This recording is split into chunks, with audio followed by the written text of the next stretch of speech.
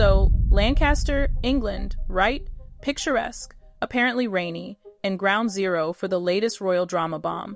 And let me tell you, this one's a doozy. Harry's really done it this time, seems like. Word on the street, or rather, the word according to the Mark Dolan Show, is that Prince Harry's decision to party it up at Jeff Bezos' $165 million Beverly Hills pad over Remembrance Weekend has royally ticked off King Charles. And I'm not talking about a little, oh dear, that wasn't very thoughtful, kind of ticked off. This is full-blown relationship set back by a year ticked off. Now, we all know Harry and his, shall we say, unique way of doing things, but this feels like a deliberate slap in the face. I mean, come on, Remembrance Weekend? When the entire royal family, including Charles, Camilla, William, and Kate, are all paying their respects to fallen war heroes. You'd think even Harry would have the sense to lay low. But no, he's got to be in Hollywood, sipping mojitos at a Kardashian-filled bash. And speaking of the Kardashians, apparently they're not exactly thrilled with the Sussexes either. Remember that whole deleted photo scandal? The one where Harry and Meghan claimed they ticked a box saying they didn't want their picture taken at the party? Yeah, the Kardashians are calling BS on that. They're saying there was no such box, no permission form, nothing. Just a plain old Sussex lie, which, if true, is just yikes. Look, falling out with the Kardashians is one thing. They're not exactly known for their forgiving nature. But alienating your own father, the king, especially when he's battling cancer, that's a whole other level of messed up. And it just reinforces the perception that Harry is, to put it mildly, unreliable. Remember that time he sued the British government for royal security? And then, after losing, went straight to the BBC for a ranting half-hour interview where he accused the establishment of a hit job and made that incredibly insensitive comment about his father's health? Yeah, that didn't exactly paint him in a good light. So, this party debacle, it's not just a one-off mistake. It's part of a pattern of impulsiveness, of self-centeredness, and frankly, of just plain bad judgment. And Charles, who cares deeply about the military and his country, is reportedly heartbroken by it all. Seeing pictures of Harry partying in Hollywood while veterans are being honored back home is just a gut punch. And Meghan, not wearing a poppy? Another unnecessary dig. And then there's the elephant in the room, Meghan. I'm not gonna lie, I'm not a huge fan. And it's not just because of the poppy thing, or the Kardashian drama, or even the Netflix documentaries, where she seems to rewrite history to suit her narrative. It's the way she seems to have completely isolated Harry from his family. I mean, any normal partner would be encouraging their significant other to reconcile with their father, especially when said father has cancer. Any normal partner would be urging their spouse to mend fences with their only sibling, the one person who truly understands what it's like to have lost their mother in such a tragic way. But Meghan, she seems to thrive on the drama, on the division. It gives her more control, more power. And Harry, bless his heart, seems utterly powerless to stop it. He probably says things like, "Darling, maybe you should wear a poppy," or "Darling, perhaps we shouldn't go to a party on Remembrance Weekend," and she just rolls her eyes and does whatever she wants. It's contemptuous, frankly. There's no respect there, and that's why Harry's dangerous. Not necessarily on his own, but with Meghan in his ear, whispering her agenda, he's a walking PR disaster. That party at Bezos' mansion, it's the biggest setback the Sussexes have had in a year, and that's saying something. And it all comes down to one thing, Meghan's insatiable need for fame and relevance. She had to be photographed going to that party. It didn't matter that it was Remembrance Weekend. It didn't matter that it would upset the king. It didn't matter that it would further alienate Harry from his family. All that mattered was that Meghan got her picture taken. Beyoncé and Jay-Z, they're the epitome of class, right? They go to these parties through private entrances, avoiding the paparazzi. They don't need the attention. Meghan, she craves it. She needs it. And she's willing to sacrifice her husband's relationships, his reputation, everything, just to get it. It's a shocking betrayal. And it's why the Sussexes are, as the Mark Dolan Show puts it, a bad headline machine. And that's the last thing the monarchy needs. And Charles gets it. He knows the royals are basically ornamental. They're there to cut ribbons, shake hands, and smile for the cameras. You can't do that when your son's running around Hollywood causing chaos. which is why this whole thing has set back their relationship so badly. All that effort, all those meetings, all that goodwill from the Clarence House summit, gone. Up in smoke.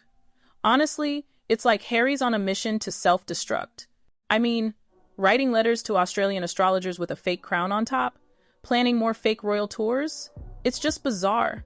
And it's guaranteed to infuriate Charles even more. Here's the thing. You can't do business with the Sussexes. It's not just Meghan's ambition and narcissism. It's their need for money. They need cash, and that makes them a liability. Meghan's need for fame makes them dangerous. Harry's a liability because of Meghan. He probably doesn't even want to be at those parties. That's why he's at the bar, drowning his sorrows in mojitos.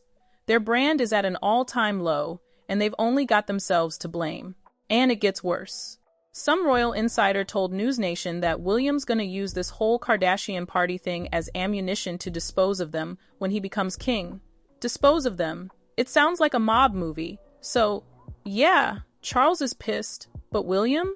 William's just shaking his head saying, I told you so. He's not gonna do Harry any favors. He's a strong, principled guy, and his priorities are his family, his country, and his royal duties. Harry's at the bottom of the list. And just when you thought things couldn't get any worse, Meghan announces a festive episode of her Netflix series with Love Meghan on December 3rd. Like, who even asked for this?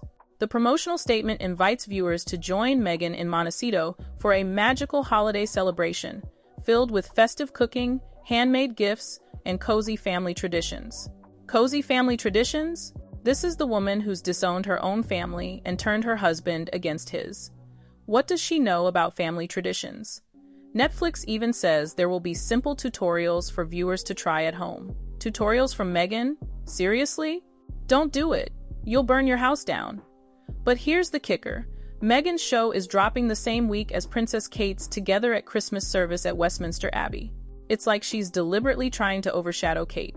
And we all know Meghan's obsessed with Kate. Kate does beekeeping. Suddenly Meghan's a beekeeper. Kate loves nature. Suddenly Meghan loves nature. Kate's a perfect mother. Suddenly Meghan's a perfect mother. It's like she's trying to be a better princess than Kate. But she's not. And she never will be. It's just tone-deaf, rude, and obnoxious to drop this video the same week as Kate's carol service. But we know Meghan's triggered by Kate because Kate is everything that Meghan never will be. Naturally royal, beautiful, discreet. There are no tell-all books, no documentaries mocking the Queen, no bitter PR battles. And then there's the whole thing with the colors. Meghan's getting heat for her new As Ever line because she's wearing all these muted, neutral shades. Which is ironic, considering she used to claim she was forced to wear those colors when she was a senior royal so she wouldn't stand out. An insider said she just can't be honest and admit that she likes beige. There's nothing wrong with that, but she should just admit that she lied about having to wear it in the UK. She said she wore muted tones so she could blend in and not embarrass the family. But now she's a free woman with an unlimited budget, and what does she do? She wears muted colors and beige. It's a big fat lie that she was told what to wear in the first place. Their public relations strategy is catastrophic, and it's going to be a horror show for the rest of the year, and next year too. It's a car crash in slow motion. And one of the reasons why is because they haven't got a team to manage the messaging. Their director of communications left after just 4 months, which has revived questions about the stability of their operations in Hollywood. Things are going to get worse. You've got financial issues, the fact that it's not a marriage anymore, it's a transactional thing, a public arrangement, and the brand, the As Ever brand, with no products, the cost of security. Harry's bitterness about not being in touch with his family. Meghan's an actress, she can pretend, but Harry can't, which is why he looks so miserable all the time. Miserable at the Kardashians' party, drunk on mojitos. Miserable at the Dodger Stadium, miserable at home watching sports on TV. Hilary Ford, a British royal commentator, told Fox News that the departure of their PR person just adds to the ongoing instability and brand confusion within their discombobulated operations. She said it's a clear indication that Meghan's ambition to reshape her public image with a polished team is failing. Everything is going into the toilet. The marriage is under pressure. There's no money. The commercial brand has got no inventory and it's not making cash. There's no second season of the podcast. The Netflix renewal deal was not a deal at all, just a first look agreement. And the marriage of convenience is just a public relations exercise now. And she's still hanging on to those royal titles. Duchess of Sussex. Harry, who knows what Harry wants? If he could just be a philanthropist and use his influence and his name to support good causes, that would be fine. But the negative headlines are hurting the charity brands too. Sentebale, African Parks, all of it's going down the drain. Harry touches it, it turns to mud. And Invictus? I'm telling you, next year, he's gonna get booed. They barely liked him before all this Poppygate Kardashian party nonsense. Now, forget about it. And Meghan? Carnage. Absolute carnage if she shows her face. Sorry, she forgot the poppy, 'cause you know, America's so not commercial. It's hard to buy things here, apparently. Give me a break, it's wild, right? 20 people have left their PR jobs since they left the UK. 20! Meghan's just diving headfirst into Christmas mode, this new special, whatever it is. The whole thing's a disaster. But hey, before I forget, Bethany Frankel, from Real Housewives, she's got a surprising royal connection. Turns out, she knew Meghan's ex-husband, Trevor Engelson, and she shared what he thought when Meghan started dating Harry. So, Bethany meets Trevor, and he mentions his ex was on this show called Suits. She didn't even know who Meghan was back then. Months later, she sees the headlines about Harry and Meghan, and she texts Trevor, "Is this your ex?" He says, "Yeah." So she asks him, "Do you think she's gonna close?" Meaning, is she gonna marry Harry? And Trevor's response? Oh, she'll close. He knew. He knew Meghan gets what Meghan wants. Frankel said she didn't want to say too much, but Trevor knew Meghan so well. He knew how she operated. She treated him badly, apparently. He's remarried now, got a family, he's doing great. Lucky escape, Trevor, big time. Thing is, he did a lot for her. She was an aspiring actress, no name, no money. He was a top producer. He had the connections, the income. They had a good life in Hollywood. He introduced her to casting directors, helped her career. The minute she gets the part on Suits, she's gone. $50,000 an episode. She doesn't need Trevor anymore. Radio silence. Over. And get this, she returned her rings through registered post. Can you believe it? That's the Meghan Markle we're talking about. Anyone surprised? I'm not. Anyway, it's been fun chatting from Lancaster. Quick peek at the town. It's actually kind of lovely. Oh, look, there's TK Maxx, which is TJ Maxx in America. Apparently, Harry's favorite shop. Oh, it was so hard being a prince, I had to buy my own clothes. Give me strength. But the real tragedy is the state of the royal family. Harry's a mess, Meghan's a train wreck, and Charles and William are left picking up the pieces. It's not about tradition or duty anymore. It's all about celebrity and ego. And that's why the monarchy's in trouble. They're so focused on the headlines and the drama that they've forgotten